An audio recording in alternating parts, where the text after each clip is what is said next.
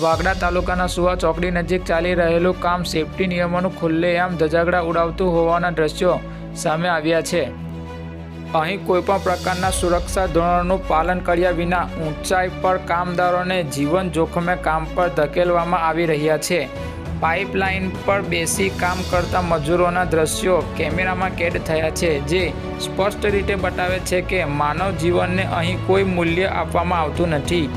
કામગીરી દરમિયાન એક પણ કામદાર સેફટી બેલ્ટ, હેલ્મેટ કે સેફટી શૂઝ પહેરેલો જોવા મળતો નથી। ચોંકાવનારી બાબત એ છે કે ફરજિયાત સેફટી શૂઝના બદલે કામદારો ચપ્પલ કે સ્લીપર પહેરીને ઊંચાઈ પર કામ કરતા નજરે પડે છે। નીચે ખુલ્લી જગ્યા હોવા છતાં કોઈ રેલિંગ, નેટ કે અન્ય સુરક્ષા વ્યવસ્થા ન હોવાને કારણે નાનકડી બેદરકારી પણ મોટી દુર્ઘટનામાં ફેરવાઈ શકે તેવી સ્થિતિ સર્જાઈ છે।